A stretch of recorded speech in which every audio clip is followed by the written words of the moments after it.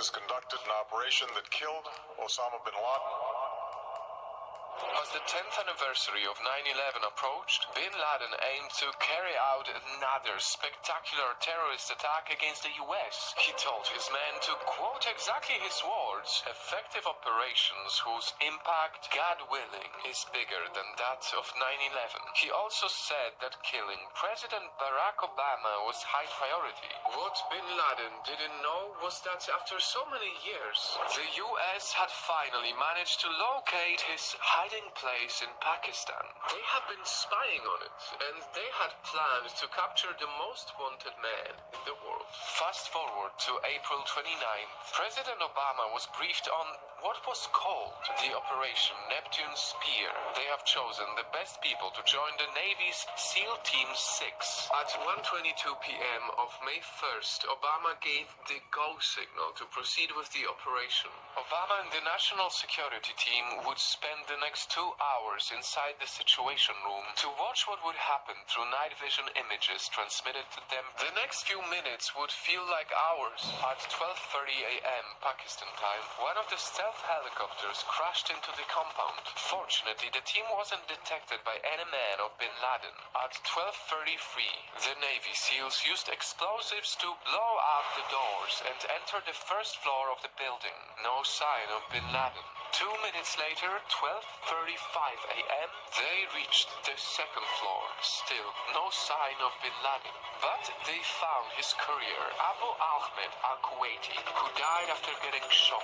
Another 2 minutes later, they managed to kill another Al-Qaeda soldier. When they discovered he was bin Laden's son, it gave them high hopes that his father was nearby. And finally, at 12:39 a.m., inside a room on the third floor of the building, they saw Osama bin Laden, unarmed. He stuck his head out of the bedroom. They wasted no time and fired at him. Reports said that inside the room were bin Laden's wives who protected him by forming a human shield. Another report said bin Laden grabbed one of his wives so he could hide behind her. But nothing could protect him then and there.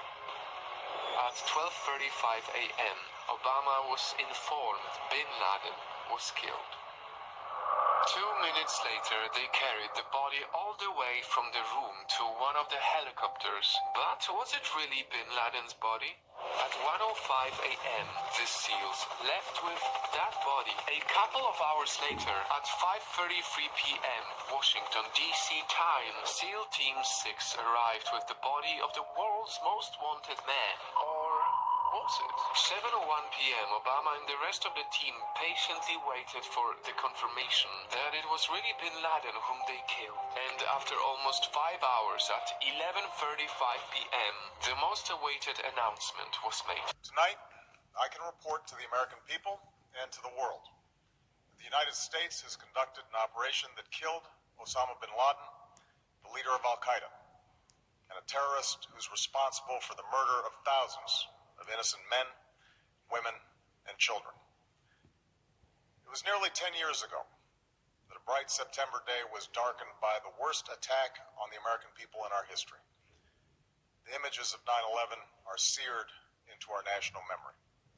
Hijacked planes cutting through a cloudless September sky, the Twin Towers collapsing to the ground, black smoke billowing up from the Pentagon, the wreckage of Flight 93 in Shanksville, Pennsylvania, where the actions of heroic citizens saved even more heartbreak and destruction.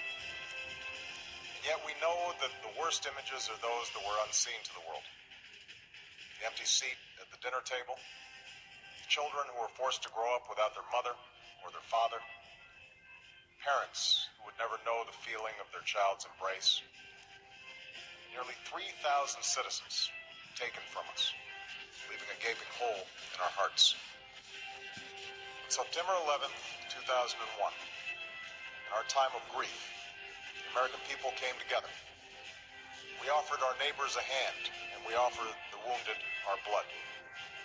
We reaffirmed our ties to each other and our love of community and country.